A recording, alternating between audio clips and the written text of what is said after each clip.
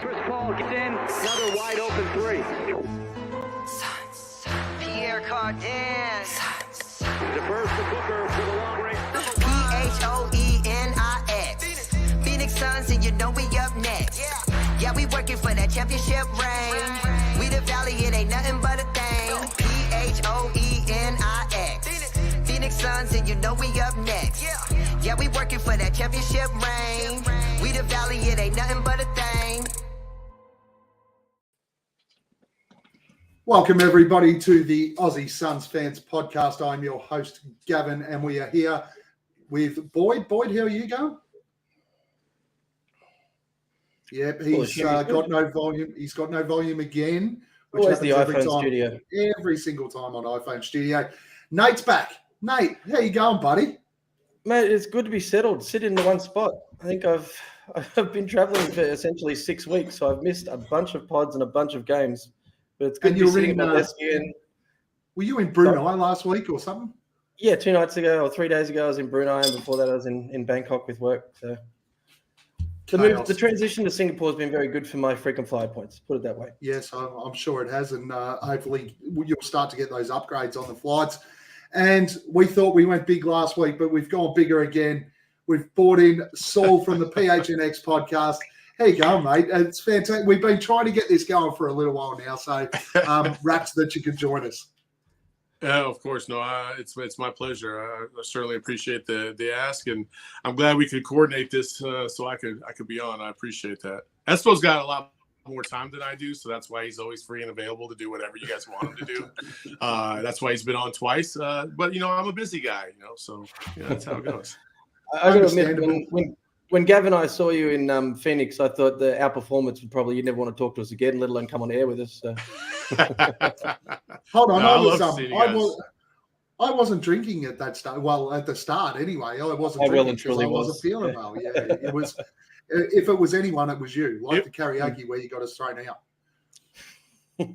It was 150 degrees out there, so it was 150. Drink a beer at that time of the degree. And I don't know what the hell So Says Jay was thinking when he set us up on the patio outside in the middle of the Arizona summer. I thought that was a death wish. So in the sun, it wasn't shade on the patio either. No, really. And it was the smallest patio you've ever seen in your life. And basically, we were not only on the patio but out in the street as well.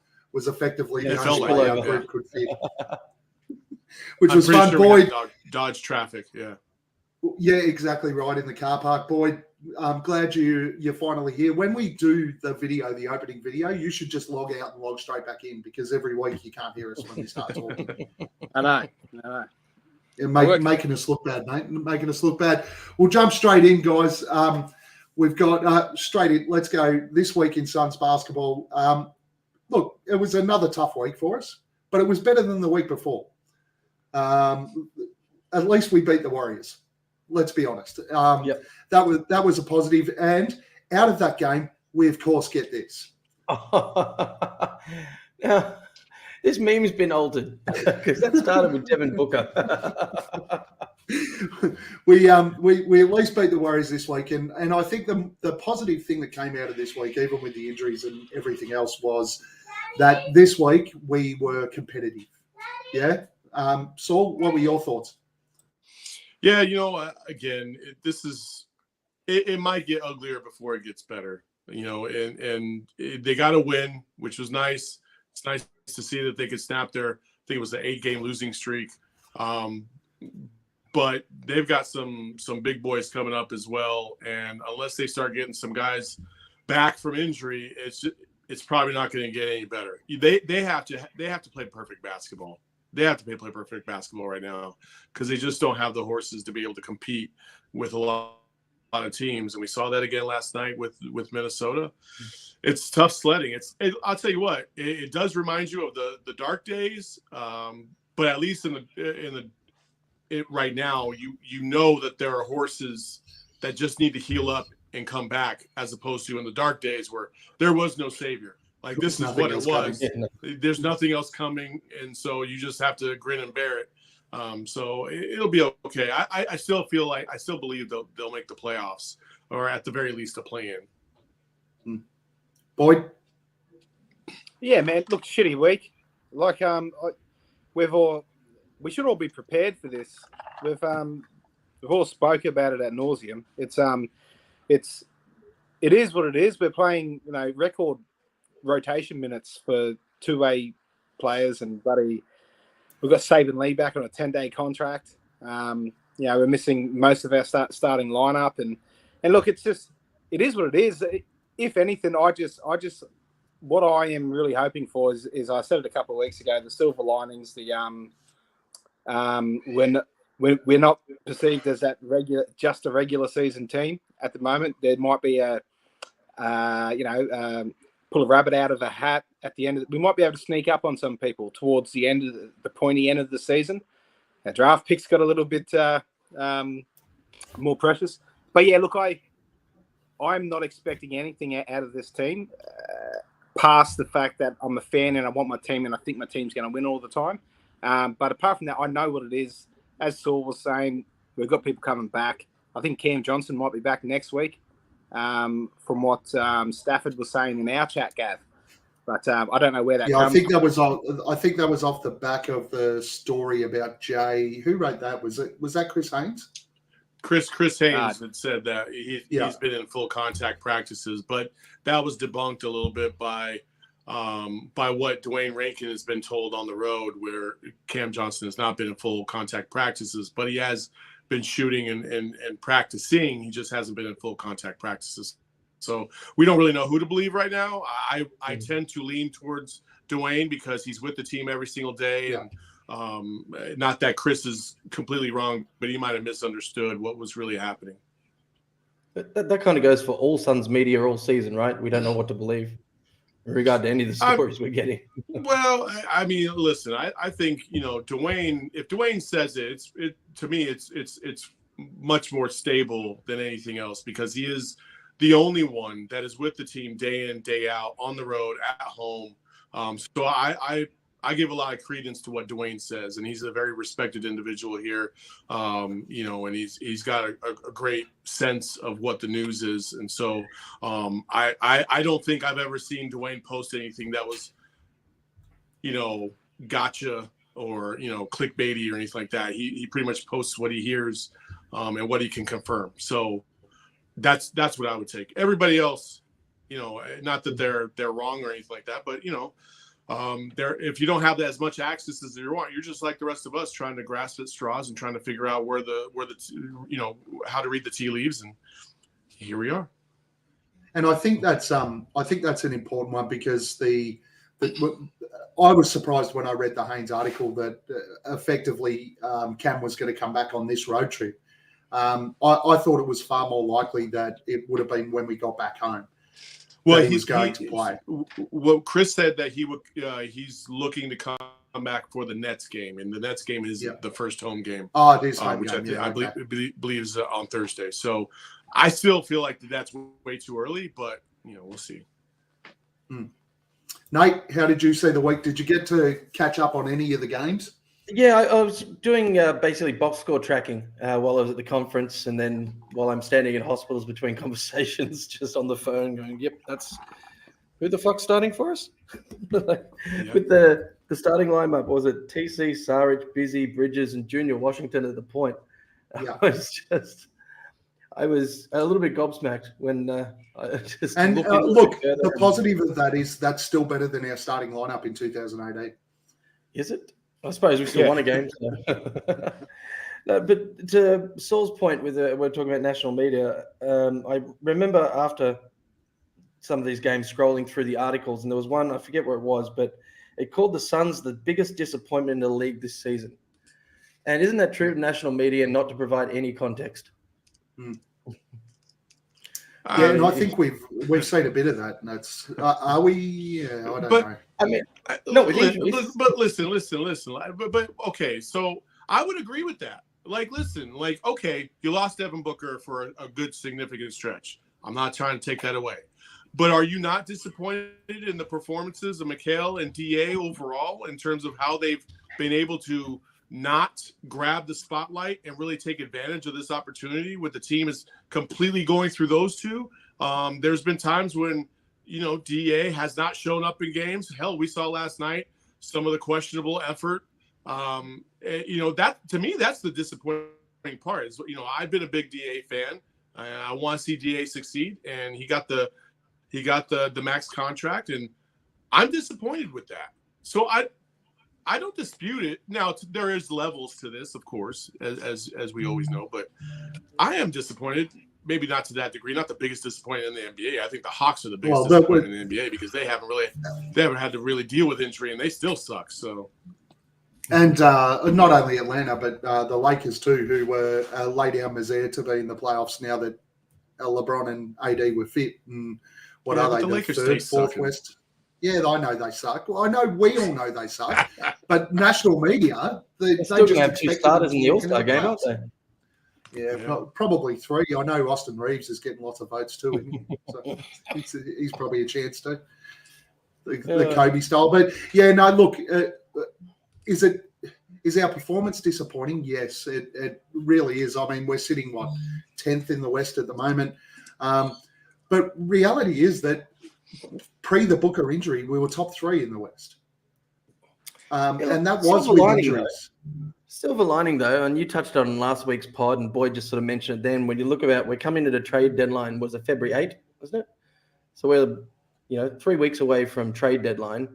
Our record's been slipping. We're down in the West, and we're looking to make significant trades. So all of a sudden, what Boyd touched on, our trade, our picks are looking a lot better than they were at the start of the season. I just had a flashback to 2018 when we were talking about draft. I haven't looked at the draft since, right?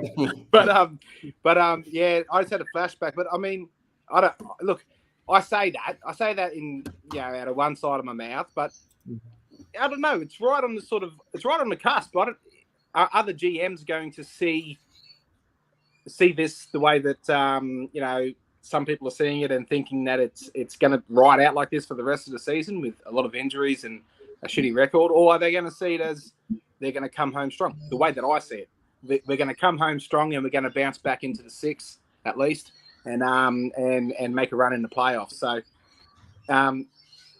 it could be fool's gold, Nate, I suppose. But yeah. But in saying that, there could be a GM out there that buys into it and may place a little bit more value. There's got to be one dumb fucker out there from us. I think the biggest issue, and we'll talk about trades later though, but the leverage with the trades, and you spoke about some bigger type trades there, Nate. The leverage with that and and me personally, where I see we sit now, is I think that becomes more and more less likely on a daily basis that a bigger type trade's going to happen. For me, it's going to end up being a Crowder for a bit piece. And yet, do we need that bit piece right now? Yeah, of course we do. But it's not going to be. It's not going to be. And let's be honest. Since the offseason, we've spoken about Kevin Durant, SGA, Kuzma's been all the rage lately. Pascal Siakam's been all the rage. I don't think we're going to see a trade at that level with the Suns now. I'm sure we'll touch on that later in the agenda. Yeah. Yeah. Out of this week, who was your player of the week? So I think what was the games that we had? What was the last one? I think Golden State was almost the first one. Outside of that, for our week, who was your player of the week? Let's start with you, Boyd. We won't put the pressure on the guests for the first one. Mate, a little bit ho hum. Macau had a couple of funny. The Macau thing is funny, but you know what? I'm just gonna, and this is half with my heart. Seeing that bounce back game from Dario was really warming for me after his, the run that he's had with injury and then trying to get back into the rotation. I really enjoyed that. So look, not many bright lights, but I'll give it to him. I'll give it to him for sure. Him or Saban Lee is up there too, because he's just been a breath of fresh fucking air. I'll tell you. Fuck off. So to be honest, that was a fair amount of spew. I'm not actually sure who you nominated, Carl or Dario. Actually, before we move off Saban Lee, because it's not going to come back, Someone tell me about this kid, because I just looked at the one game he had with like 12 points, 2 boards, 2 assists in 13 minutes. I didn't actually get to see him play a minute of basketball. Was it shit basketball, or did he earn every bit of that stat line? No, he was actually. I think the first game he struggled to integrate in a little bit. He looked a bit, but his last quarter against Minnesota was actually quite good, to the point where I think they kept Dwayne Washington on the bench in favour of Saban Lee. Would that be a fair assessment, Saul? Yeah. I mean, Saban didn't really give you any minutes that you would feel like were critical minutes. So that's where I would go with that.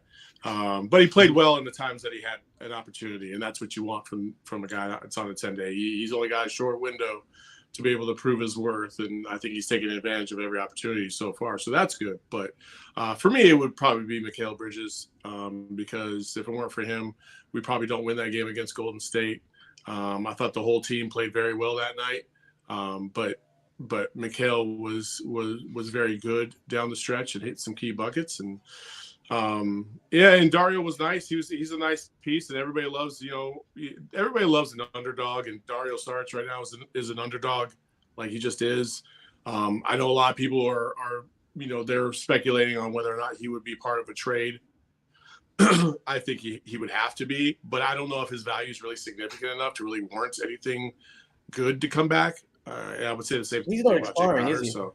Yeah, his entire value is still got another year, the doesn't he? expiring. No, it's an expiring. So sorry, just expiring this year? His entire value is the fact that he's on an expiring contract. Yeah. So yeah. For mine, look, hard to go past Mikal. He had a really good week. It was good to see him bounce back. We spoke last week about the fact that he was struggling, but he bounced back well. He led this team this week. And on a very, very undermanned squad, he did a great job. But that Warriors game was outstanding. Personally, I'd love to just pick Josh Okogie, because I think he might already be up there with the greatest Suns of all time. And I need a Josh Okogie jersey, because nobody in this team has hit the court and showed as much energy and as much effort as this bloke in a long, long time. I read down here, did he hit 3 of 10 or something? Or was it, 5 of 13 for his game against Denver, though? So for all effort in the world. We all sucked against Denver, man. The Yeah, entire team sucked against Denver. But that's the problem here. And again, that's why I could see why somebody would say that this is the biggest disappointment. Take Mikal Bridges, for instance, right? This week alone. This is the perfect Phoenix Suns experience with DA and Mikal Bridges. On Tuesday, or I think maybe was it Monday or Tuesday? Shit, I don't know. These days blend together. So we play against Golden State. He's 10 of 18. He has 26 points, has a phenomenal game. The next night against the Denver Nuggets, he comes in and does not have the same kind of impact. 3 of 10, only 7 points, a big dull dud. And then the next game after that, right back up, 24 points on 9 of 14 shooting. Like, it's just this up and down. You just never know what you're going to get from these guys. And honestly, in year 5, that shit's got to stop. Like, you should be consistent enough. And that's the thing. I think we had a big conversation about this last week, and the expectations on Mikal in particular, as part of the Mikal and DA, who can be the Robin to Devin Booker's Batman. Let's be honest, we've all seen enough of it now. Neither of them can. Mikal's job is to be the best defender on the team. His job is to score leak-out points. His job is to be a pain in the ass, but he's 12 to 15 point a game player. And that is effectively, I think, the best we're going to see out of Mikal from an offensive standpoint. Yeah, I agree with you, Gav. Look, what we've gotten out of this experiment is basically that there are 3, a 2 or a 3 option, and hopefully when everyone comes back on, we don't keep pressing the matter. We don't keep on experimenting too much with it, and we just sort of we do what we do, and we just build for the bloody playoffs. So I don't know. I think I don't know. I think DA's probably the only damage he's really done to himself is I used to think he was untouchable for me. I was one of them DA guys, but now he's just more that guy that's I think he's touchable now. But yeah. The experiment failed. The experiment failed, definitely. Well, the only one who was capable of being the two, from my perspective and my point of view, and I said this in the preseason, I said it in previous seasons as well. The only guy who was capable of being the second was DA. For me, I just never thought that McCall was going to reach that offensive height that some people might have. But that was a personal opinion of mine. I'm kind of now, and I think we spoke about this before, I'm done with the whole DA thing. I think it's time to trade him either way. One, I'm not sure that he is fully invested in what we're going to do moving forward in Phoenix. And two, I just don't think our the level of everything he gives us, I just don't think that the fans are ever going to give him enough of a chance to actually deliver in Phoenix. I was going to wait till later to bring this up because we're off topic, but I'll get back to who my MVP of the week was. I actually had a note down here watching, I watched a Dallas game on NBA TV this week. Christian Wood was in this league for like fucking ever before he got good. All the talk about big guys that take longer to develop. I mean, how many years did it take Christian Wood before he actually showed up, got a big contract, and became a starter and made an impact? So we're cutting DA off at the knees if we think by year 4, whatever, he hasn't achieved it, that we need to trade him. Because he could, I mean, another 2 or 3 painful years, he could be amazing. The only thing I'll challenge there, and you guys know that, and Twitter absolutely knows that I'm a huge DA fan, and I'm on the side of I'll defend him till I'm blue in the face. But Joel Embiid didn't take 8 years. So the problem we've got is the expectation of DA was Joel Embiid. It wasn't Christian Wood. Fair enough. Christian Wood is not a superstar. Do you know why Phoenix Suns fans love Devin Booker and hate DA? It's because Devin Booker was not the number 1 overall pick. I agree. If Devin Booker was the number 1 overall pick, I would be very interested to see how quickly this fan base would have rallied around Devin Booker and supported him in the early going, knowing that he's very good, but he's not Steph Curry good, or he's not Luka good or anything like that. If Devin Booker was drafted the same year Luka was drafted and he was the number 1 overall pick and Luka was where he was, I think we'd still love Devin Booker, don't get me wrong, but we'd still be asking, damn, we missed out on Luka. Yeah. I think people would say and we'd probably be talking about Book the same way we're talking about Ayton now. And you're right. Maybe not quite as severe because Devin Booker is nowhere near as inconsistent as DA. But if we were pick 3 in that draft, and it was Dallas taking Luka, Atlanta taking Trey, and Phoenix taking DA would not cop anywhere near the slander he does now. Yeah, I believe that. I believe that. Yeah. It's like I said, between him and Rudy Gobert, I made this point last night. Is like they're a victim of circumstance, and everybody is wanting. They have this expectation based on things that are out of their own control in regards to DA and Rudy Gobert. Rudy Gobert got traded for 4 draft picks, first-round draft picks. And now people are grilling Rudy Gobert because the Minnesota Timberwolves made such an egregious error and gave away the farm for virtually no reason. And people are punishing Rudy Gobert for that. That's not Rudy Gobert's fault. He's still a good center. He's just not that premium center that's going to take you to a championship all by himself. But when you give up 4 first-round draft picks, you know who should be giving 4 first-round draft picks to, and probably more? A guy like Joel Embiid, a guy like Jokic, a guy like KD. Like, that's what you need to do. But, that's the unfortunate part of all this, is that people, they can't separate the two and understand, like, this player is just who he is. And, yeah, the Suns could have taken Luka, sure. But 50% of the people out there before the draft wanted DA, and then the other half wanted Luka. And now all the Lucas fans are going to be like, oh, I saw this coming. No, you fucking didn't. You didn't see this coming. We've seen other European players have tremendous success in the European leagues at young ages. Like Ricky Rubio was one of Dragon Bender. 15, 16-year-old phenom. You did not see this shit coming, so stop. Like, nobody knew that Luka in year 3 or 4 or 4, I think now 5, whatever, would drop a 60-point triple-double. Like, you didn't know. Man. Nobody knew that. And you're right. It was 50-50. When it came to that draft time, it was absolutely 50-50. And there were certainly people out there that were all in. I seen a comparison by someone on Suns Twitter yesterday that said DeAndre Ayton is basically Anthony Bennett. Come on, guys. Man, come on, man. That's not even close. Like, DeAndre Ayton is not, and this is the thing, and we brought it up on last week's show. DeAndre Ayton, even as a number 1 pick, and sometimes the expectations, and as frustrating as it can be, he's not a flop as a number 1 pick. No, not at all. He's a good player. He's not great. He's not a superstar. He's not an all-star. He's built and was drafted to fill a role in that Phoenix Suns lineup for the future. That's what he was picked for.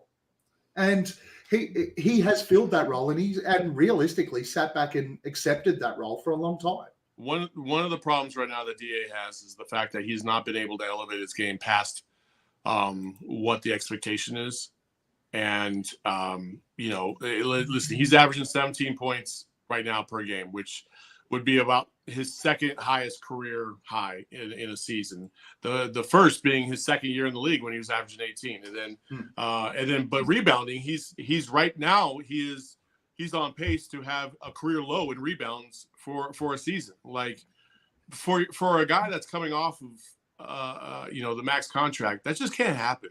Like there has got to be some evolutionary next step that DA had to have taken at some point, and we just haven't seen that. And that also adds into all the frustration. So listen, I understand why people are on DA's ass all the time. I do. I really, really wish that it wouldn't be the case. I really wish he would step up and really show these people wrong. And I'm still holding out hope that maybe at some point this season he will. But I think he is what he is right now. He's showing you that he's going to give you 17 and 10 basically every single night, and that's the ceiling right now until he can. And that's what we've got, and that's what we've got. But off the back of that conversation, and Saul, you're closer to this than what we are. Do you think that, given the fact that as of today, our time, tomorrow, your time, he becomes eligible to be traded, do you think that there is any serious consideration that DeAndre Ayton could be traded before the trade deadline? No, because I don't think Robert Sarver will allow it. Robert Sarver's not going to allow the Suns to get better before he leaves. He's still there, right? Yeah. So and Matt Ishbia won't take ownership until after the trade deadline by most accounts. Now I know he's trying to speed up that process, but it's not going to happen. And now we're gonna be in a position where DA won't be able to be moved, and then that's okay, to be honest with you, because I think what you're going to need to do is you're going to need to take advantage of that in the offseason. In the offseason, the restrictions are lifted. Now, right now, if you trade him right now, wherever he goes, he has to agree to go to that city and that team. But if you wait till the offseason, now that restriction is lifted. Yeah. There's no restriction. You can go anywhere you want, which is more to your advantage, because now you can ship him off to another. Listen, I love DA. Like, he is. I covered him in U of A, so there's a little bit of a little emotional attachment that I have to DA, because I saw this kid come in and just really he was just such a spark, not only to the University of Arizona, but but to Phoenix, in terms of like just the way he comes across with the media, which a lot of people try to burn him for just because he was trying to be himself, and I did not like that at all. Me off too. It's so stupid, but I do think that he's probably in a space right now where he's probably better off in a new place, getting a fresh start and a new lease on life, because I don't think he's ever, unless he all of a sudden turned the corner and started averaging 30 and 20, I just don't think that the fans here in Phoenix are ever going to forget the first 5 years and the fact that they passed up on Luka Doncic for a guy that they questioned his effort on basically every other night. So off the back of that, we can go into and I'm trying to work out how I think I've put them in the wrong order, but we'll go into this week's discussions about the trade merry-go-round. What about the MVP for me there, Gav? You just bypassed me. For what? No, For MVP of the week. Didn't you give Bridges us your 52, MVP? maybe. Bridges 52.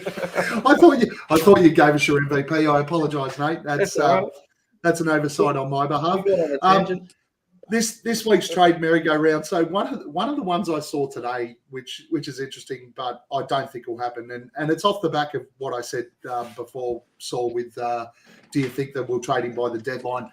I actually saw a trade today that was brought up by Bulls fans, which was Ayton and Crowder for Vucevic, Kobe White, Patrick Williams at a protected first rounder to Phoenix. Oof. Now, personally, as a Phoenix fan, I'd take that in like a heartbeat. Yeah, Would you? Yes, absolutely. Certainly gets you thinking. You've got your backup point guard, your backup power forward, and your center, and a first rounder that you can use at the end of the season in a bigger trade with a new owner. I mean, that's certainly dreaming is free in this one because that ain't happening. There's no. I wouldn't have thought so either. Like, no why would the Bulls chance. take that? The Chicago Bulls would never do that. That would be ridiculous.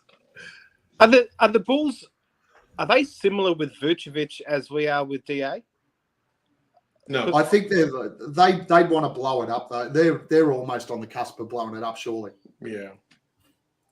Yeah, right. I read something. But I don't know whether it's going to be Vucevic. It's going to be based around Vucevic. To be honest, I still think it's either DeRozan or Levine that gets moved out of Chicago. Yeah. Look, I'm not ready to move on from DA this season. So yeah, I'd say no to that. So the other ones we've heard again was Detroit came out and said they're happy to move Bojan Bogdanovic, but they want a young player and draft picks. So therefore, in that case, we're looking at some of our expirings and Cameron Johnson and draft picks. Would you do it? Nope, not even a little bit. Hey, listen, the only way you're going to win a championship is if you have chemistry, and the only way you're going to get that chemistry back is by rocking with the guys that are already in the fold. Like, there's not Bojan isn't going to move the needle for you, especially if you're going to take away Cam Johnson to add him. And I know Cam Johnson's injured, but it doesn't make good basketball sense. Nate? I'm just making a note here. I was like, you were talking about chemistry. I know I'm going to jump forward here, but Saul, you were talking about the only way you're going to make the leap forward is with chemistry. And I know we're going to talk about the Jay Crowder article, but the fact that Jay made the point that his teammates were blindsided by him not playing, that's damaging. Well, we'll get to the article. All right, fine. I've got no further comments. I'll talk about it later. Can't. There's the first one for the episode. The other name that's come up. Let me talk on Bogdanovic.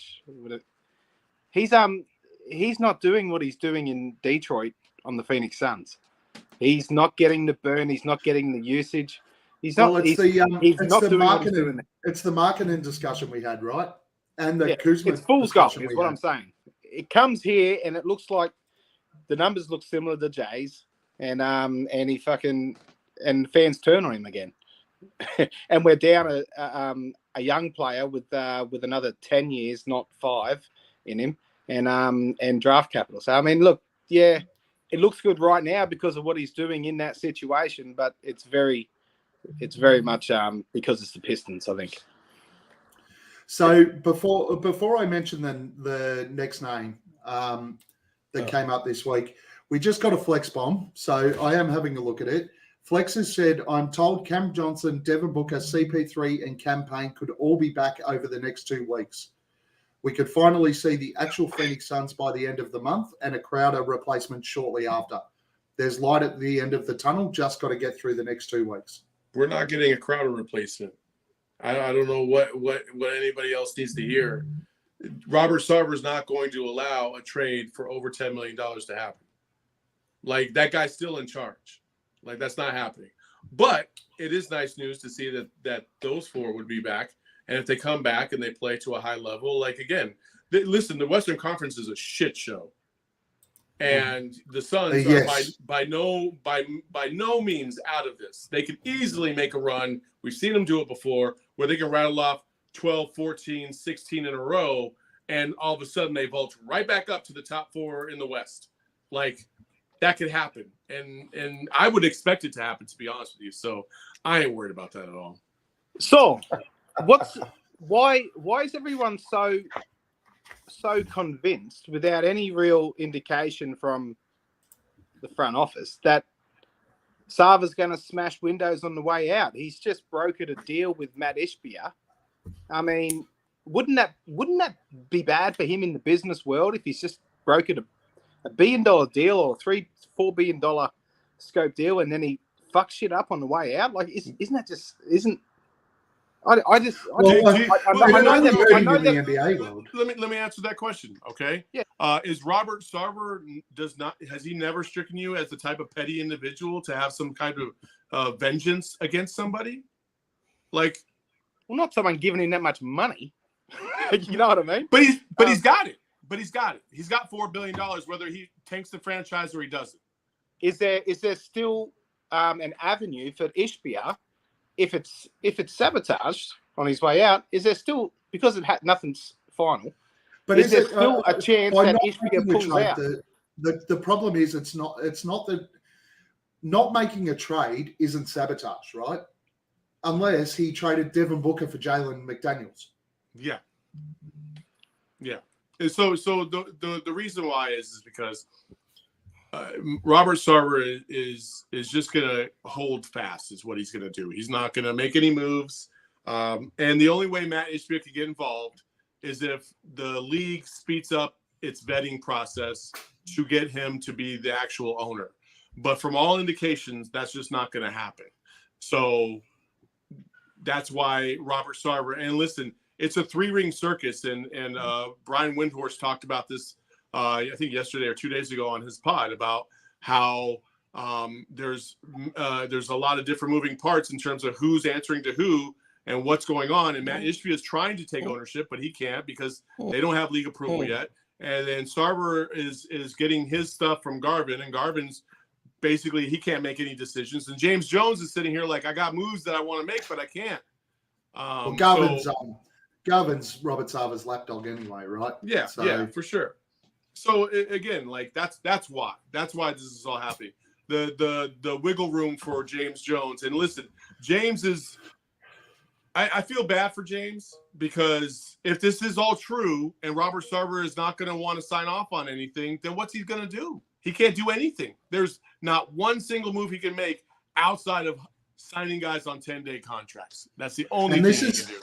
This is where I think I think a Crowder trade will happen. I think Sarver will sign off on a Crowder trade just to make it look not so bad.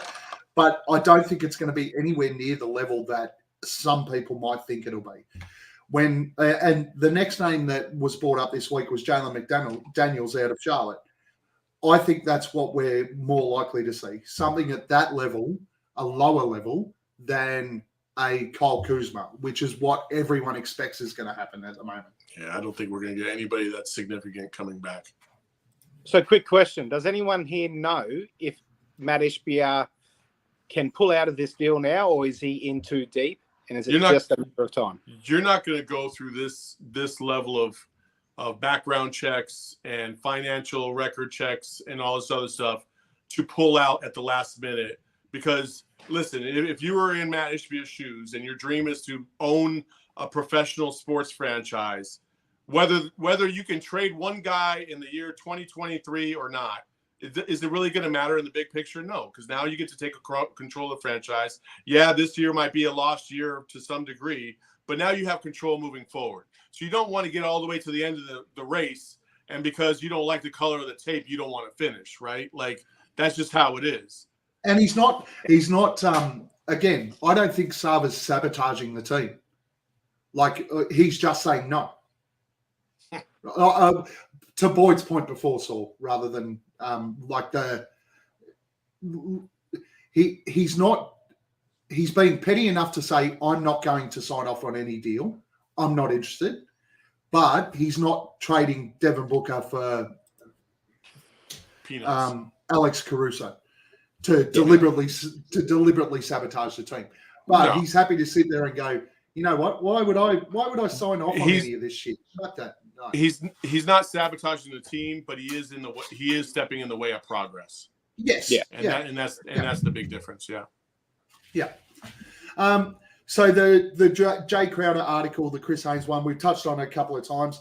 I know that you guys have spoken about it, Saul. I've heard it over. I heard it on Windhorse pod today. Heard plenty of comment about. Is Jay Crowder really as fucking dumb as he sounds right now? Yes. Because he sat there and went, it's not about contracts. It's not about having to come off the bench. It's not about this. It's not. At the moment, it's not about anything except apparently Monty Williams was rude to him or something at some stage. No. This whole thing is about Jay Crowder. Of course it is. Jay Crowder got in his feelings because he thought he had more value than he actually did. And he didn't listen. He claims to be a great team player, but then when it came down to the progress of the team and really making the move from Cam Johnson into the starting lineup, he didn't want no part of that. So there went the team. And we've seen this before. I think the same kind of thing happened in Cleveland.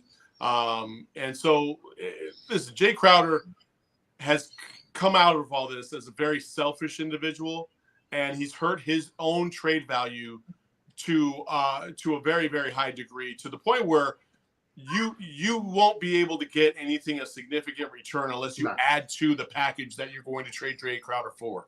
I don't think you can get a first-round pick. You might be able to get a second-round pick. You might be able to get some scrub that nobody's using out the end of the bench, or somebody like maybe a Grayson Allen maybe type. But nobody that's really going to move the needle so much that now you're back into the championship contention. So Jay Crowder hurt himself. He hurt his own brand. He hurt the Phoenix Suns. And now they're all paying the price for it. And I think that's important because when you look at it, he said it's not about having to come off the bench and it's not about the contract. But the reality is that he doesn't want to come off the bench because it's going to impact his contract. Yeah. So it's absolutely about both of those. Nate? Yeah.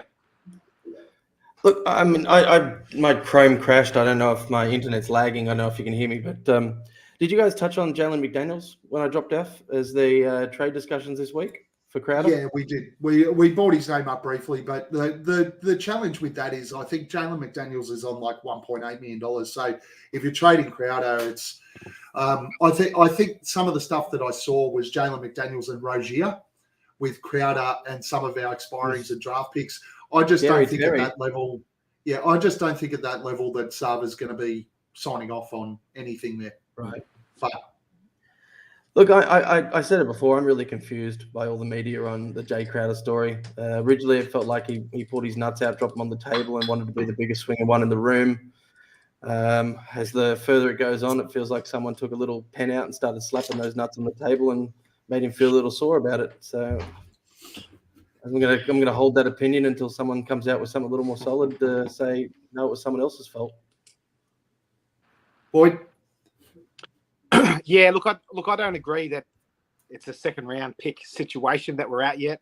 I think that I think that he's tabled it to his teammates as in, hey, I'm doing what's best for my back pocket, which is fair enough, and they'll be happy enough with that. That's fine. But why not come out and just be honest about it? Like I know. That's the big thing. Like we're Australians, right? So when it comes to our local sports people, they don't talk like American sports people do, right? But it's one of the things I love about people in the NBA and the NFL is they'll just come out and say, this is what it's about for me. I reckon Jay Crowder's ran around the outside and the outskirts of that and went, he's not being honest. I got to chime in there, Gav. You talk about Aussie sport, and given that Boyd's sitting there in a fucking Roosters jersey, talk about Aussie sportsmen.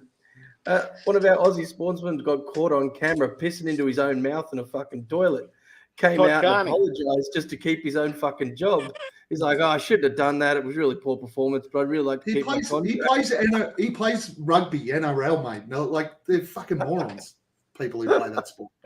The bubbler. There's a little school lesson for you, Saul. Say that again. There's a little lesson for you about Aussie sports people. Yeah, our sports people get in trouble for pissing in their own mouths. It's a great advertisement for Australian sport.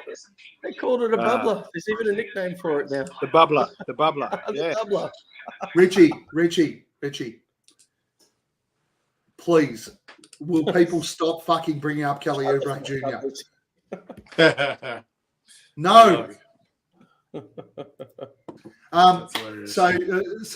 Saul, as far as you're concerned, you don't think Jay will be moved at all? He's just going to sit out the rest of the season? If I had to make a guess, I think Jay will either get traded for a second-round pick and some fringe player, or he won't get moved at all, but it won't be for anything significant. So you think like an expiring contract that will bring in, like, set a level out the money?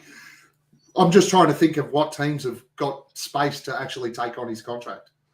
Oh, I mean, there's plenty of teams out there.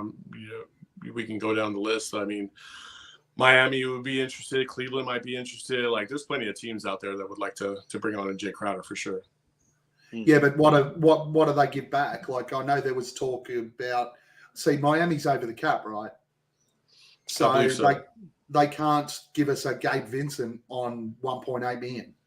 Or they can't give us someone at the end of the bench. They have to salary match. So if we're trading for just a pick or an end of the bench guy on a small contract, it has to be someone with space in the cap. And at the moment, I think you're talking about the Spurs and Houston, and that'd be about it. Yeah. What were the Strauss conversations? Was that just fanfare, or was that genuine discussion? It's there, but again, contract matching just takes it off the table. Right. I mean, Strauss is on nothing. They'll make other moves and shuffle the deck a couple of times to make it work if they really want it. So yeah, look. But anyway, fucking Jay Crowder, man, he's upsetting. He's upsetting this season. Let's talk about something else.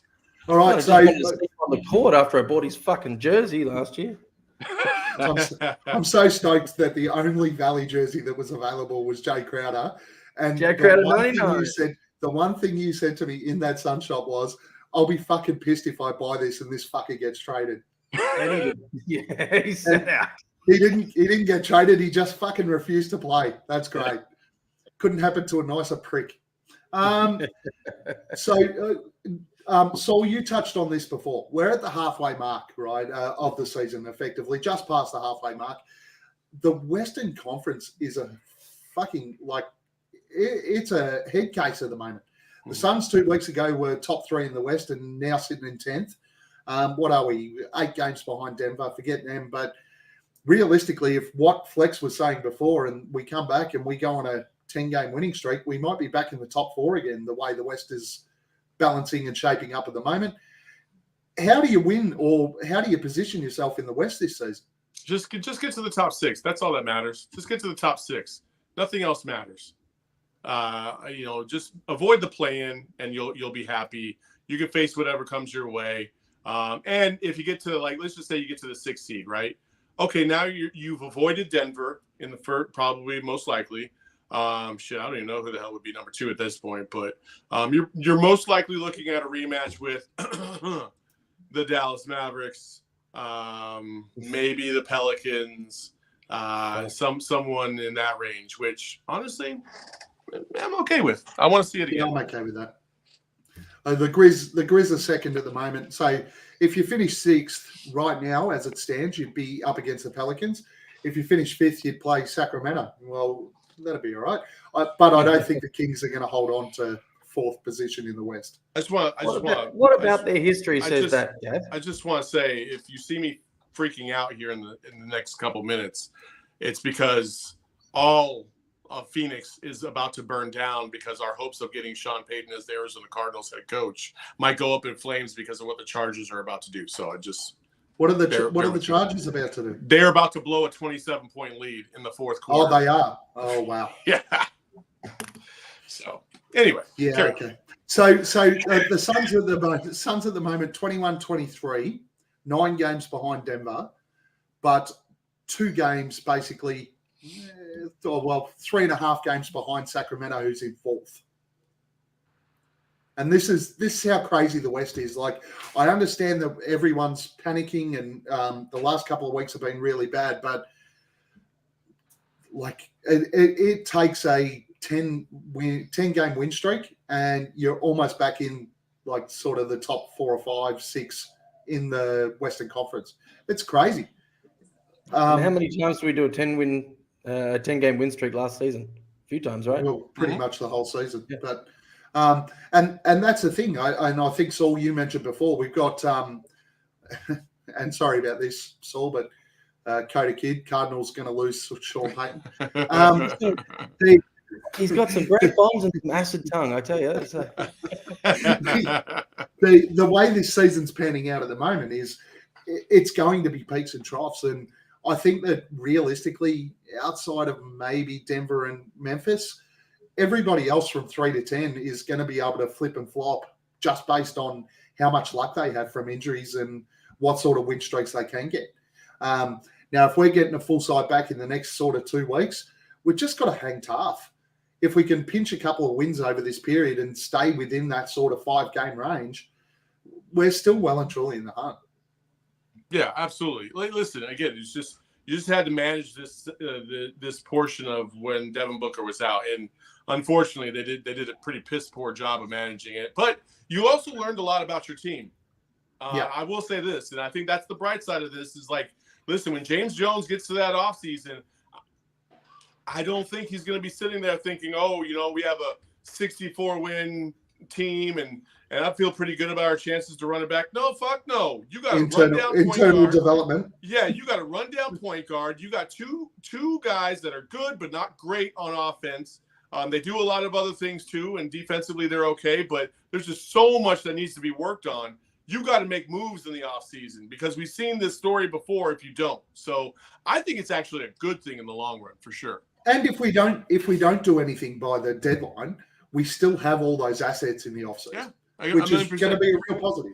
And listen, and that means, guess what? And then all those people that were sitting there talking about, oh, you can't trade Mikal and you can't trade Cam and blah, blah. Guess what? All those people have basically turned now and said, okay, maybe Mikal's not untouchable. Maybe Cam's not untouchable. Maybe DA's not untouchable. Boyd. Everybody except for Booker is not untouchable. So, I'm here for it. You got to make moves if you want to win a championship. You have some nice pieces that other people probably covet a lot more. And based on their performance this year, make some moves and make it happen. Nate? I don't really have anything to add to that. I think that's spot on. I mean, we've all ridden the bandwagon for long enough, thinking no, next year player development, everything's going to fall into place. We get a heartbroken again. Eventually, we're going to actually have to say, fuck it. Like Saul said, everyone but Booker's on the table. Just make sure that it's fan friendly, I guess. I don't think anything's ever going to be fan friendly in Phoenix. We tend fan friendly in Phoenix. We tend to bring people in and then be obsessed with them forever. It's like now that I keep seeing that Kelly Oubre, Ricky Rubio, and everything. Trading them was the worst thing we ever did, and we need to bring them all back. Can we not just make Jay Crowder play? Well, I'd prefer just for James Jones to come out and go, listen, we've tried. The dude fucked himself up. We're not paying him no more unless he rocks up and plays. Yeah, I mean, we're at this point where if Saul's right and we don't make a trade and we sit on his contract for the rest of the year, fuck the cunt. Put him on the court. Yeah. Boyd, any comment?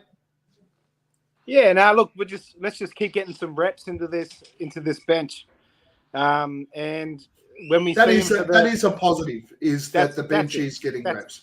Let's get some reps, and let's fingers crossed that we get a couple of these expiring contracts actually show some value, have some like ripper games, and just prick the ears of another GM so we can get something to finish off the year with. But yeah, let's just fine tune. Let's get some reps into him, man. That's it. The only thing I'm going to ask though is Monty, please let Josh Okogie play the point, because I'll tell you what, that bloke won't give up the ball for anything. Where everybody else seems to be turning the ball over these days, Josh Okogie won't let go of it. So put him on, give him the ball and give Josh Okogie. He might be the greatest son of all time. I think he's a better point guard than Steve Nash at this point. Gavin, Josh Okogie, and a daisy chain. All right, gents, we've got the man here. I know he's watching the TV, hoping that Sean Payton will come to the Arizona Cardinals. No, you're good. But it's question time for Saul. Let's go. Nate, what have you got for Saul? Well, we pride ourselves on running a pretty fucking loose platform here. And after meeting you, I know that you're pretty loose-lipped on your own platform. But do you have a limit or a threshold of shit you won't share on PHNX Suns that you could drop something that you wouldn't share on your own platform that you would share on this that your pod listeners would want to hear, personal or professional? Man, that's a good one. No, I mean, pretty much what you hear me say on the show that's about as far as I'm willing to go. There's not. I mean, come on. I'm not exactly PG-13. Like there's I drop a lot of F-bombs and I probably say some shady shit from time to time. That's kind of crazy, but it's. Yeah, I don't really have any juicy nuggets that I could drop for you guys. I'm sorry. Well, it was worth a shot, guys. I appreciate it. What about you, Boyd? I've got a question.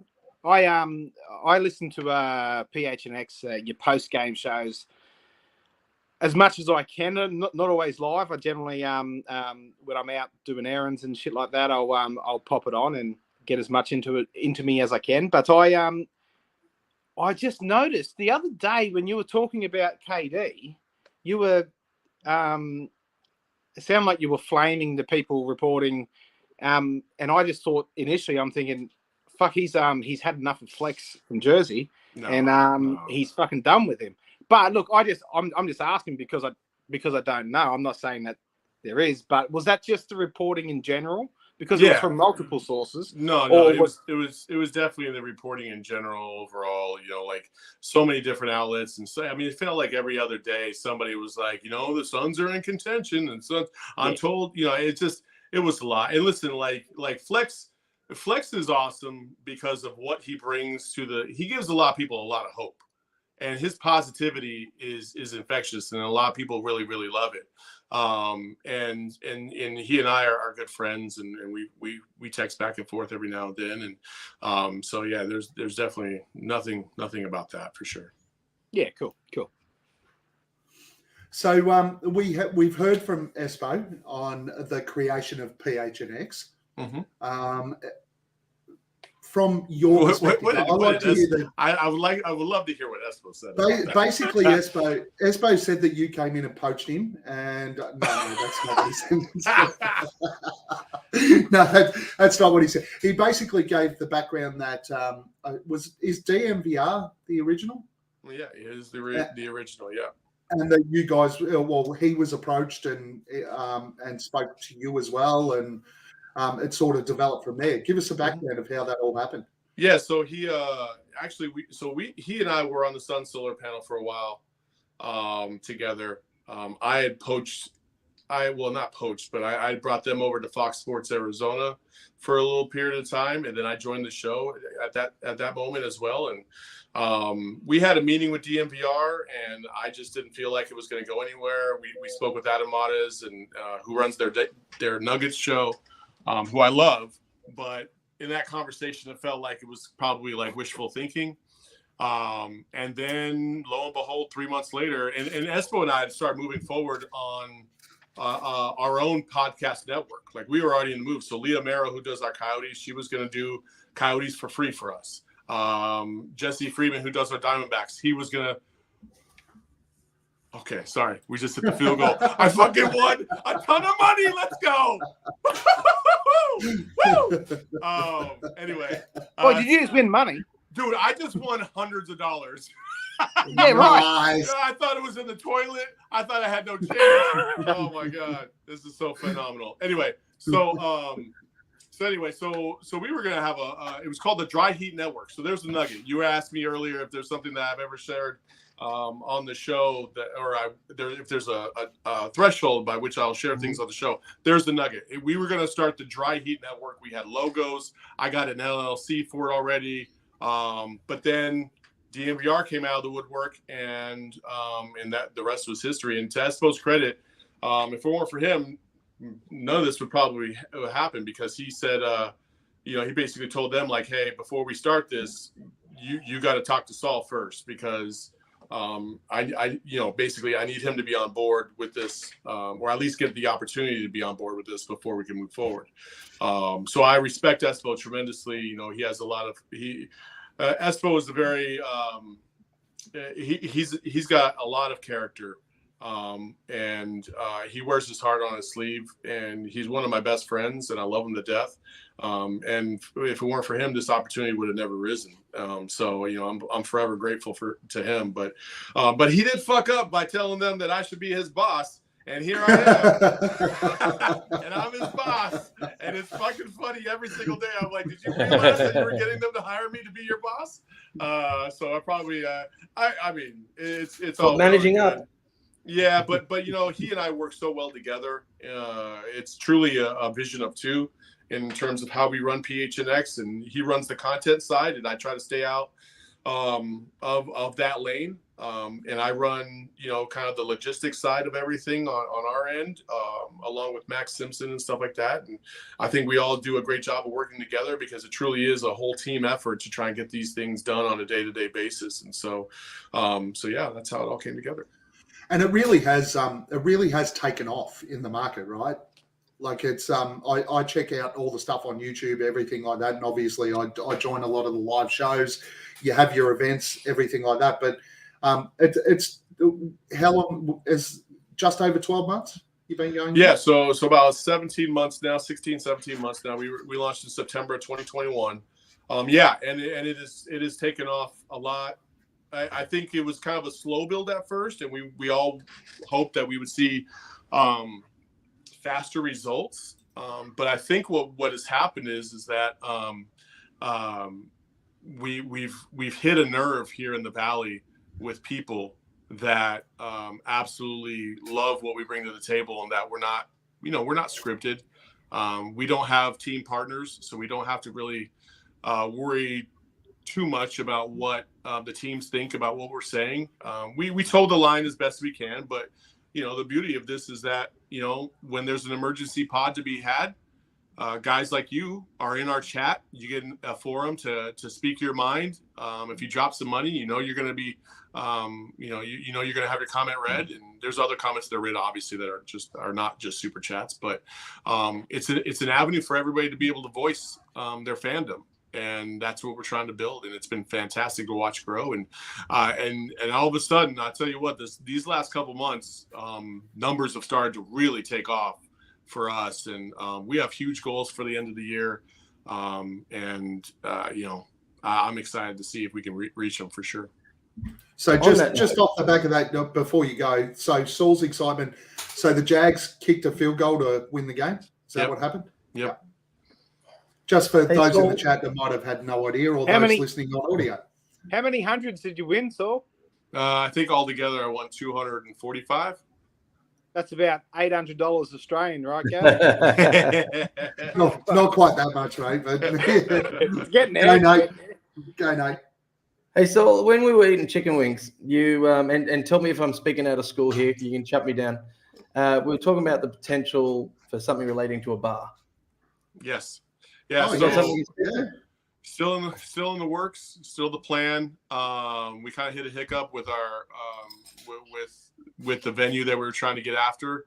Real estate prices and really the market just kind of skyrocketed on us in the middle of the year. So because at that stage you were pretty close to a venue, weren't you? Yeah. We were actually negotiating a venue.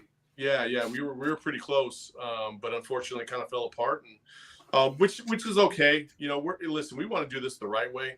and we want to do this with the right people, and that's the biggest thing for us. And we'll get to that point for sure. I have no doubt about that. And once we do, that'll just be another thing in our wheelhouse that separates us from most. Because one thing about the bar that was part of the agreement for why I even came aboard PHNX was that not only to be the GM, but it was also to be a part of a sports bar, which has always been my dream. So it's gonna happen. It will fucking happen. Sweet. I mean, these boys all know, and that's why my background's set to Marley's. That Marley's was the first thing I think I ever put on my bucket list. Was one day I'm going to get to Phoenix. I'm going to get to drink at Marley's, and now we do it a lot. So maybe I'm going to have to add PHNX bar. Good. And they sure as shit looked after us when we were there. Nice. Well, lucky for you, our studios are only 2 blocks away from Marley's. So, next time you come to town. Not lucky for you if I find out where that is. Next time, well, first of all, next time you come into town, you just gotta let me know and come see the studios. That's non-negotiable. You got to do that. And then afterwards, we're all gonna come with you down to Marley's, and we're all gonna get shit faced because that's just how it goes. Fucking sold. End the pod. Also, can we go back to this? You kind of threw in the whole we ate chicken wings on the hot ass deck of this pub, right? And so says Jay was really hyped this thing up to be like, oh, these are the best wings in town. Those wings were trash. They were so bad. Controversy. I did not like them, not even a little bit. So says Jay was so wrong. Oh my gosh. What can you say? They were cooked twice by the Arizona Sun. They were cooked twice. By the time they came outside and sat on the bench, they were cooked again. All right. Anyone in the chat? We do have a couple of questions in the chat, which I'll throw at you next, Saul. Anyone else who has questions for Saul, throw them in the chat quickly. My next question is, so the only thing that we don't know is pre-Brightside. Do you want to give, just especially the Aussie Suns fans, a lot of them check out PHNX. I think Espo mentioned that we were right up there in second or third for countries that view PHNX. Yeah. For all the people that view from different countries. So the Aussie Suns fans love you. What was your background before PHNX, before Brightside? Yeah. I've had a little bit of a journey. So I started off, I played college basketball, and then that dream ended, and I joined the military in 2001.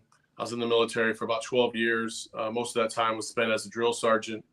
And then once I got out of the military, I did, just like a lot of us, trying to find what the next thing was. And I coached some girls' high school basketball, which was phenomenal. I loved every minute of it, and refereed a lot. But that's when around I met my now wife, and she's a veterinarian, and she ended up going out to Kansas State University.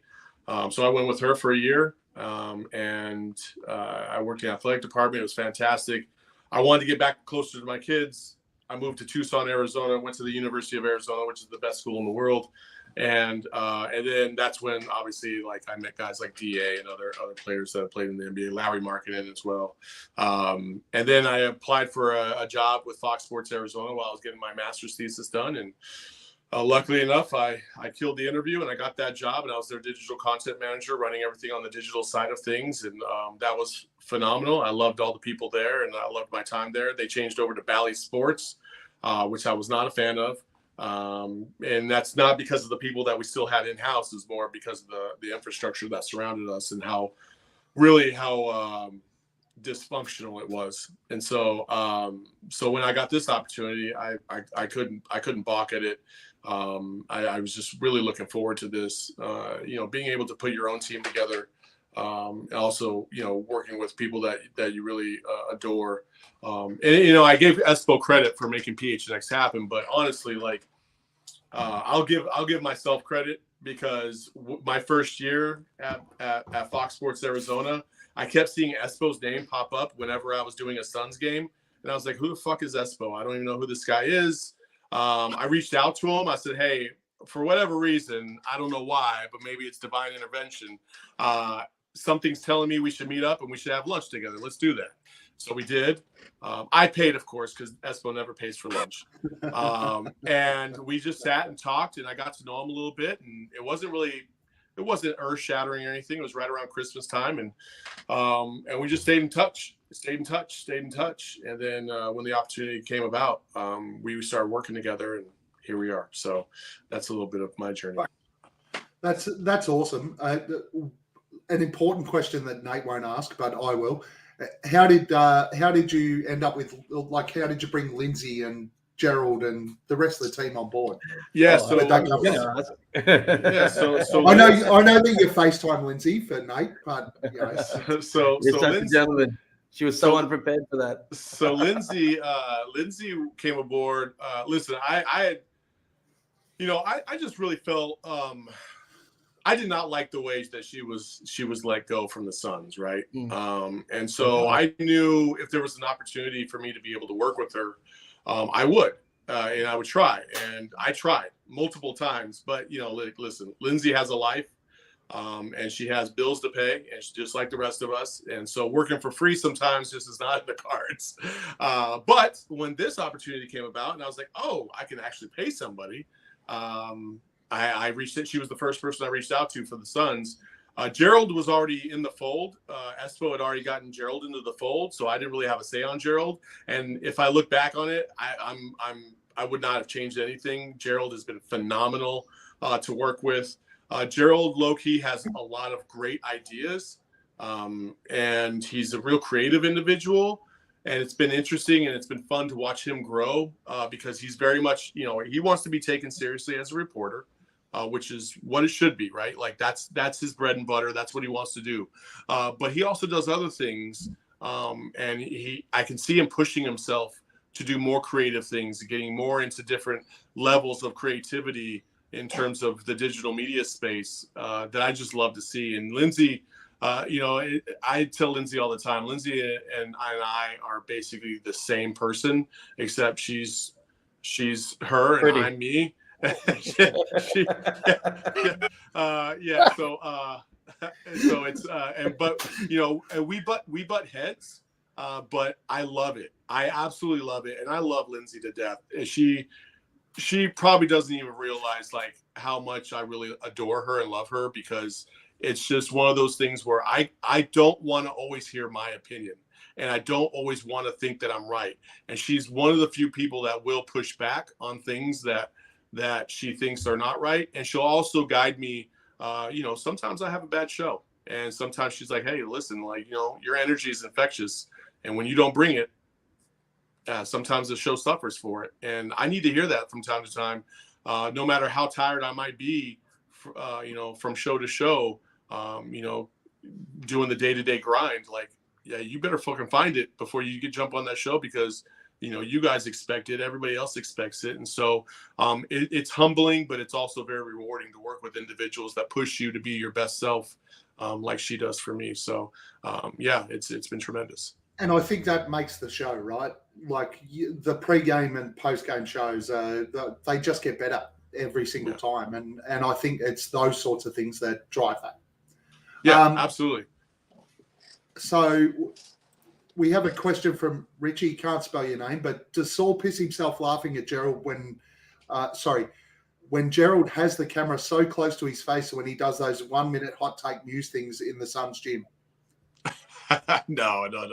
Those are like little reports that we really like for our people to do. It gives you more of an insight at the practice arena, and also, listen, you want to take these guys seriously. You want to take these people seriously. And one of the ways that they could do that is by them actually physically showing you that they're at the arena or they're at practice and they're on location. They're with the team and they're doing all that stuff. So, no, I love what they bring to the table, for sure. Well, off the back of that, have you made a call yet to the Phoenix Suns about the in-arena Wi-Fi and the practice arena Wi-Fi? Because it never seems to be able to connect. No, it's awful. It's stayed awful. It's been awful for 5 years, as long as I've been around the team, and it probably continue to stay awful until Matt Ishbia comes in and his Wi-Fi doesn't work. And guess what? We'll have a magical solution the very next day. I promise you that. All right. Does Saul think that Minnesota Cops would be more chill if they had the same team building that they do in Tennessee? Jesus Christ. I'm not answering that question, man. Jesus. Actually, it was funny. Oh my Espo came on just after that comment, the Minnesota comment last time, which was pretty funny. Someone's never seen you being so nice, Saul. Well, hey, this is a different forum. Listen, there's we all bring something different to the show every single night. I don't have to bring that to this show because you guys provide all the energy, so I can just keep it real with you guys. That's it. You can just kick back and enjoy. How does it feel to lose out on Sean Payton?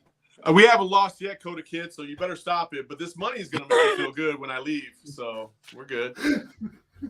I think that's all the questions we have for you. We like to be reciprocal here. For you, any questions you have for us about Australia, everything like that? Like, I mean, you probably asked me and Nate anyway, but throw them out there. Well, I don't want to be cliche, and I don't want to ask you guys about Australia and stuff like that. But what I will ask you is if I don't know, there was somehow, some way, something happened, quite possibly here in the short-term future, wink, wink, to where we have some reason to go out to Australia. What would we do? How would it go? Where would I fly into? How would this all, you know what I mean? Like, what's the hot spot? Do I fly into Sydney? Do I go to Melbourne? Like, what do I do? And then, like, how good of a time is Australia? I don't know much about that. Like, what would we do as a Suns crew? So you could take the small sample of when you hung out with me and Nate. That's pretty much what happens in Australia all the time. But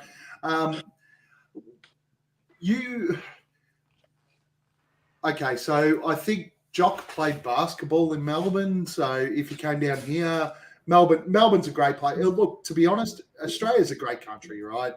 The people are nice. There is so much to do here. You can go up to Queensland. They've got all the theme parks. If you're going for the first time ever, they're kind of awesome. After you've been there the amount of times we have, they're kind of boring now. Sydney's a beautiful place to be. Look, Australia has the best food, the best coffee, and the best people in the world. That's effectively how I describe Australia every time. And it doesn't matter where you go on the eastern seaboard. So Brisbane, Sydney, Melbourne, you're going to find great people, great food, great coffee. Where are you guys located? We're all on the eastern seaboard. So Boyd is in Brisbane. Hammo, who isn't on today, is in Sydney. I'm in Melbourne. But let's be honest, if the PHNX crew came down to Australia, I can guarantee you right now that everyone would organise flights and go to the same area. Okay. Might be a bit tough for me, but you have to come to Melbourne because we have, and we've already spoken about this with Espo. You guys mentioned it on your pod. We have Ash down here who is going to put on a full barbecue spread for you guys when you come to Melbourne. Yes. Listen, that's going to happen because I'm a big barbecue guy myself. So that's fantastic. Now, my other question for you guys is, obviously you guys are big Suns fans and stuff like that, but how tough is it when you have to watch these games at different hours of the day? Are these games mostly on in like the morning for you guys, or are they mostly on in the middle of the day? Like what does that look like?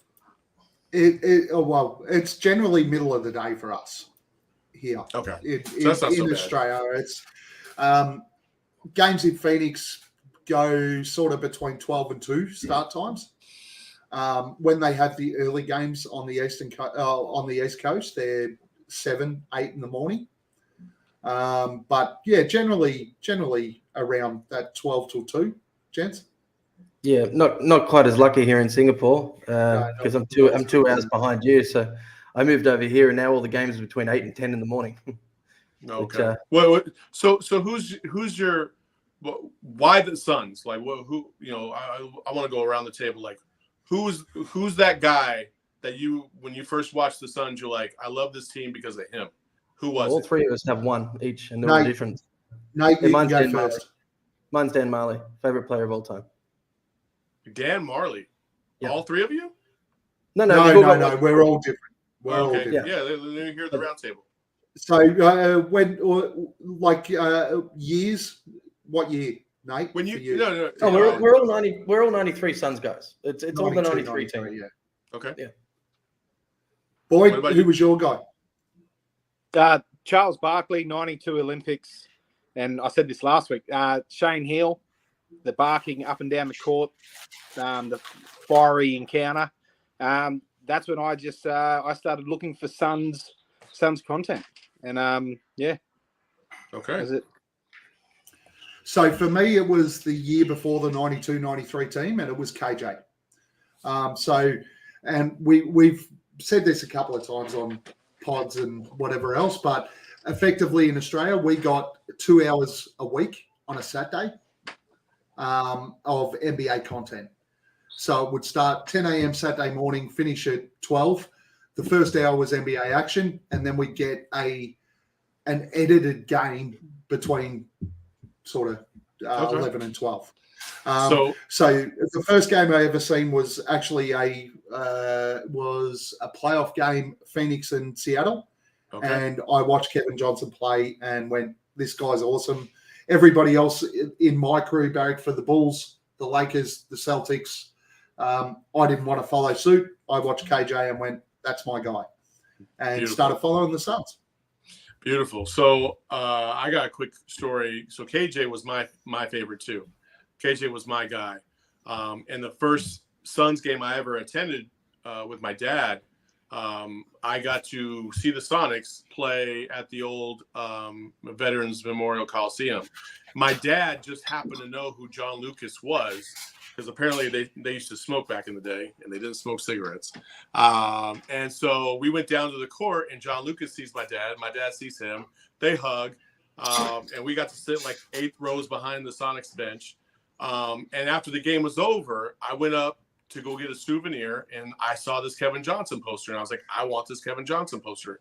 My dad stopped me, and he was like, no, you need this poster. And he pointed to the Eddie Johnson poster instead.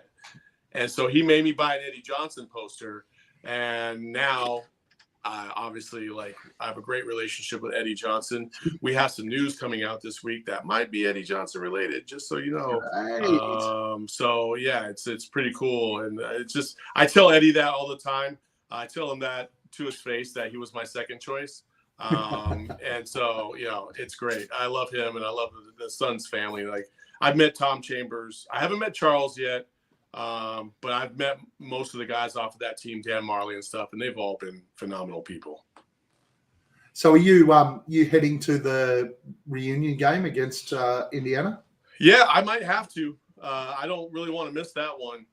So we might have to cut that pregame short so I can run down to the arena and check it out, because it should be a really, really fun night. To be honest, I saw the lineup that is going to be in attendance, and I kind of went, oh man, if I had known that like 10, 12 weeks ago, I probably would have. That would have been kind of like NBA Finals for me. Yeah, going out and seeing that group. You know, so sure. I'm shattered that I won't be able to be there, but it's a sensational lineup that's going to be there that night. Yeah, so, it's gonna be great. It's gonna be great. Do you have any further questions for us? Saul? No, guys. No, I appreciate the time. I appreciate you guys having me on. I'm sorry it took so long. We're not finished yet, mate. We've got to do Random Suns first. These fuckers know how to keep going. I tell you. They can't. Oh my gosh! You can't jump off. You can't jump off before Random Suns. I know you're probably gonna try and hide so that you don't look bad, because Espo cleans this one up. Does but it? I've themed Random Suns, and only because this week and the 21st we play Indiana, and it is the 92-93 team. I have themed this to the 92-93 team, so don't Google it. People in the chat, don't give the answers. But are you ready, gents? Have you got a pen and paper? Sure. Here we go. Do I need a pen and paper? Probably grab one.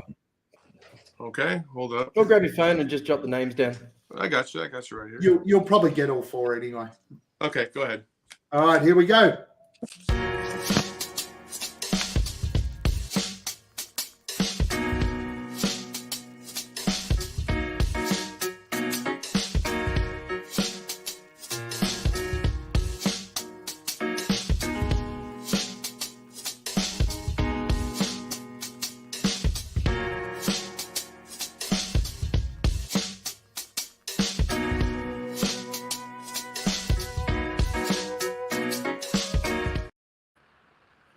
Okay.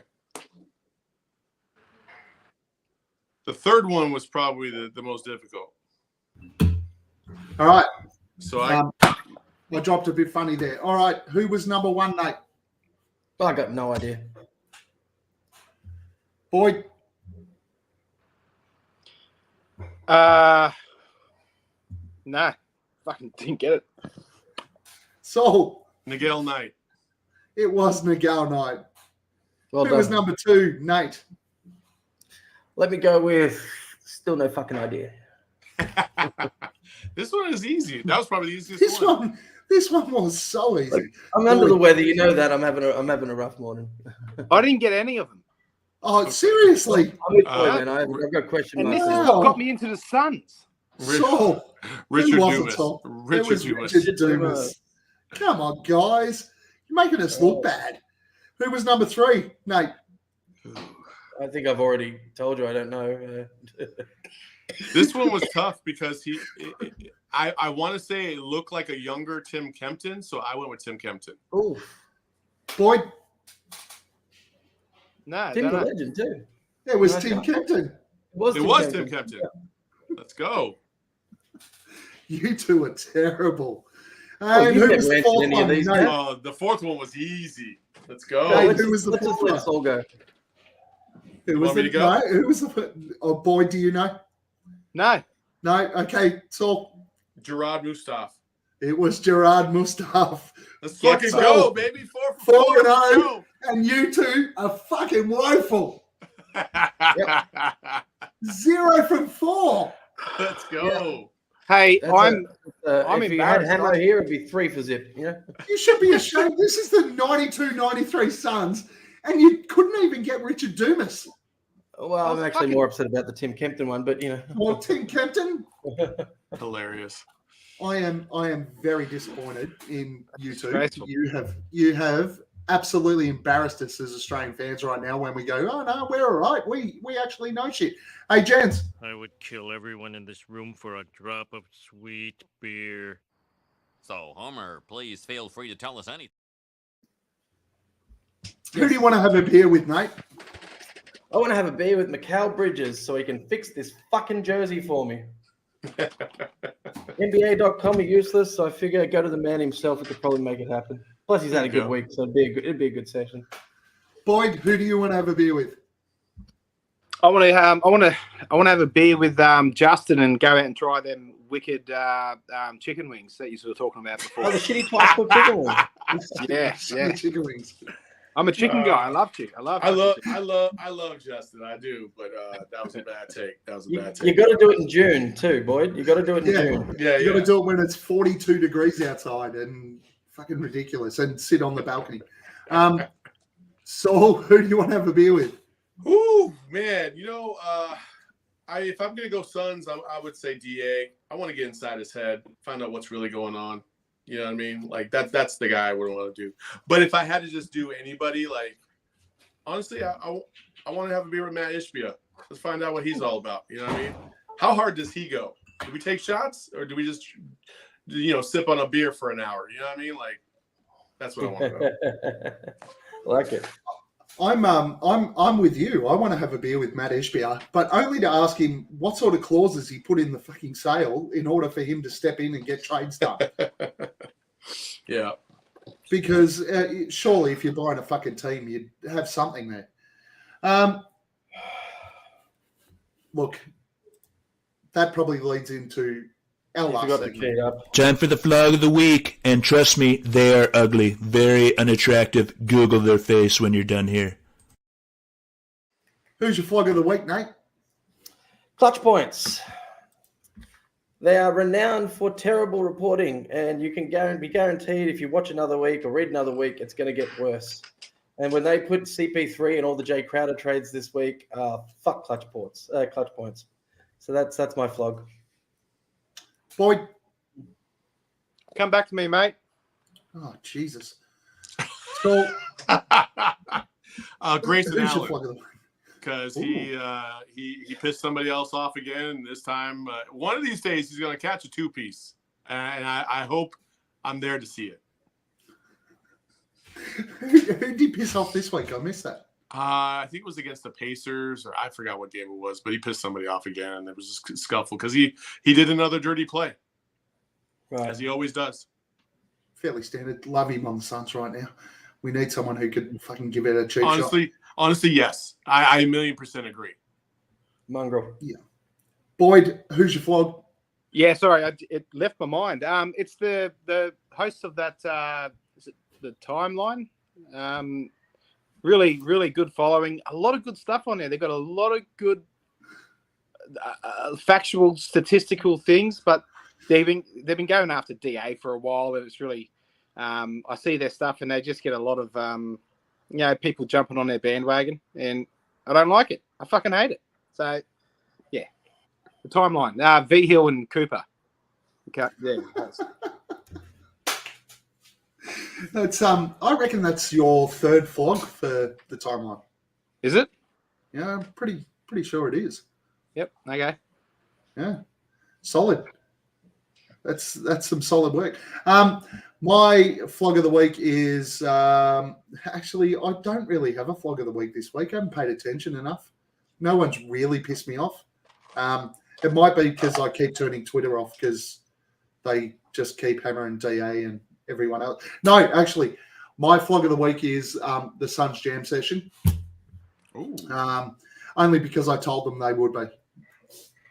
Because they were in there slamming DA, and I said, "That's it. You're all my flog of the week." And the chat. Wait, is that in the Suns Jam session? Because the post game yesterday. I make a choice between the Suns Jam or the PHNX always, and it's always the PHNX. I'll tell Dark Boyd or something different. It's always PHNX until somebody from PHNX is not on this show. Till the jam session's on here, and then it's the jam session. Yeah. I love jam session, man. Listen, my guy Boyd, he does a great job with that show, and Matt Lissy, they're fantastic, and they're very creative on their space. And I've always said, sometimes when you get into this space. Some people can view other podcasts or other shows as competition. I honestly, I don't. I'm like, listen, our work should speak for itself, but that doesn't mean anybody else can't thrive. And we should love and support the Suns community and the Cardinals community and all the communities because that's what this is all about. There should be collaboration going on. There shouldn't be, segregation. I don't like that shit. It's about. It should be about content and absolutely. And we talk about you guys sometimes on our show, but we see you in our comments and we mention you guys in it. And it's because there's genuine love for what you guys are bringing and how far and how dedicated you guys are. There's a respect level to that. Same thing with Jam Session. Same thing. With the Timeline, same thing with Fanning the Flames and all these other podcasts. You know what I mean? We all have a passion for the Suns. That's the core of it. So being able to embrace that and really pump each other up, that's what this is all about. Absolutely agree 100%. Content, Suns content is Suns content. I just want to listen. Even to if we're just fans, right, Gav? And for me, when I do the post-game shows while I'm sitting at my computer working from home, I actually have both on, one on each monitor. And I just my flip is actually who I mute for while I listen to the other one. And then so I'm actually I listen to both Suns Jam and PHNX live, and then I when I'm in the car driving, I listen to both of them as audio afterwards. So I catch them both, but it's they've got their. I mean, they're both really. And the really cool thing about both of them post game pods is that they're very relatable. There's a genuine. It feels like you're not going to get a different product if you met them on the street. Everyone just seems very normal. I think that's what separates it from the major networks. It's relatable. I love them. No, I trust you. Yesterday we did our post game or we did our pregame show, and Espo's daughter was off set, and I dropped the F-bomb. That was hilarious. And she looked at me. She looked at me, and she basically was like, "That's bad." don't bring It's her pretty into cool, this. like- Yeah. It was very, I hope very she, cute. It was very cute, and it was a very innocent thing. But I also said, like, if I'm gonna cuss around my kids, why would I care about somebody else's kids? I'm gonna drop the F-bomb no matter what. So, and it's the same thing here. If you came to my house, you would be like, oh yeah, that's the same Saul that we see on the show. So, like, just be who you are. That's the beauty. Well, we've got through an entire episode of the Aussie Suns Fans podcast without one single C-bomb. No, I dropped it early. Oh, did you? Damn. Yeah, I stole it from Boyd. Yeah. I was so excited. Albert, have you guys ever had Locked On Suns?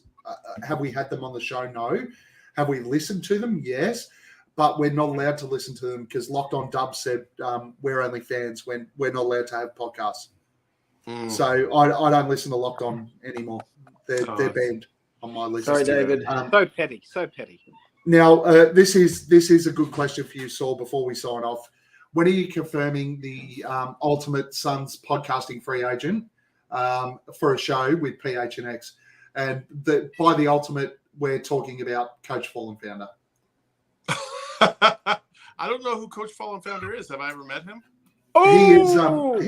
He is the Donald Trump of Suns podcasting and the ultimate free Dave agent. King's son. I mean, I've seen him in Dave the King's chats son, before. Dave King's son. It's Dave King's son for real? No. Yeah. Oh, Yeah. I don't know. That's what we called him. Hey, Have a look at his picture there on the t-shirt.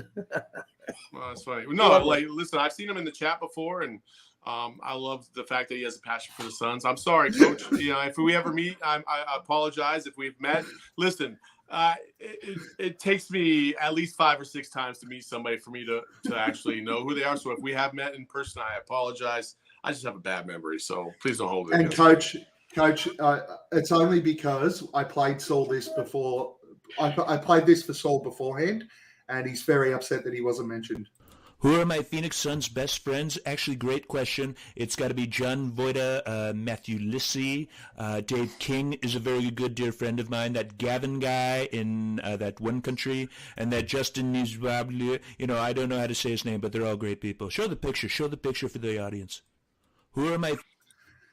All right. As you can hear from what you gave us there, you have not mentioned Saul at all. No, actually nobody from PHNX, so that's cool. That's very, very rude. Now you know why he doesn't know you. Saul, where can we find you? Give yourselves a bit of a pump up and all that sort of stuff. Yeah, you can find me on Twitter or Instagram at Saul_Bookman. That's about it. Like, hey, I'm here for a good time, not a long time. So if you want to hit me up in the DMs and hang out or come to our events and say hi, please do, because we're going to have some more of them. We're going to have a takeover for our PHNX Suns crew. I think we're going to do another one in February on the 24th, I believe, against OKC. So, great. You're 0-2 with the takeovers, right? You've lost 2 games. Did we lose against? Oh yeah, we did lose. No, we didn't. Yeah. No, we didn't. No, we're 0-1. We only had 1 takeover. Oh, yeah, maybe I don't count last night. Last night was a golf event. It was a watch party. Different. Boyd, where can we find you? At Buds83 or bashing around Brisbane with my 5 kids, trying to keep them all in line. Nate? I mean, I say it every week. I've got Twitter there. I do nothing with it, so feel free to add me and get nothing enriched in your life from it. Follow us at Aussie Suns Fans. Enjoy the show. Like, subscribe, do all that sort of stuff. Make sure you do, because it helps us out. Saul, it's been an absolute pleasure to have you on. We've had some great guests. You have been just another one of those. We love having the guests on from over there. We were lucky enough to meet you when we were over there. Can't wait to come and check out the facilities when we come back. Hopefully you enjoy it. Pleasure, sir. Thank you. Well, hey, I tell you what, it has been spoken about at length. I definitely want to make a concerted effort to try and get a group of us to go out there to Australia as well, because I think it would be worth it. And I think we have, I hope, at least from our views, it seems like there's an appetite for it, and it'd be great. DMVR went out to Serbia for Jokic which I thought was amazing. And, we got Jock in the fold, and I wonder if there's an opportunity there for us to be able to go out there to the land of down under. And so we would be privileged if we could do that. So hopefully that would work. There's 3 ex-Suns playing for the Brisbane Bullets, and I think there's one playing for Melbourne, One at Southeast Phoenix. And George yes. King. George So King's we also have, playing. George King at Illawarra Hawks. We have Tyler Johnson, Aaron Baines at In Brisbane. Mhm. We have Alan Williams at the Southeast Melbourne Magic, Oh. Phoenix. Alan Williams is a friend of the Yep. program. Let's go. So we were trying to get Alan to come on our pod, but he gave us nothing. But there's plenty of guys, ex-Phoenix players that are out here playing at the moment. We'd love to have you out here, man. I think we know from our Facebook group, our Aussie Suns Fans Facebook group and chat, that the PHNX pod is very, very popular. The guys always go in and ask questions in there and try to get some feedback there. So we know that you're very popular, and we know majority of the guys that listen to the show. So it'd be great to have you out. Thank you, everyone, for joining us. It was an absolute ball once again. And Thank you. we Appreciate it. will see you all next Sunday, maybe, depending on whether or not Nate can get off his ass. Thanks, guys. Chris Paul All right, guys. Another wide open 3. Pierre Cardin. Defers to Booker for the long range. PHOENIX. Phoenix Suns, and you know we up next. Yeah, we working for that championship ring. We the Valley, it ain't nothing but a thing. PHOENIX. Phoenix Suns, and you know we up next. Yeah, we working for that championship ring. We the Valley, it ain't nothing but a thing.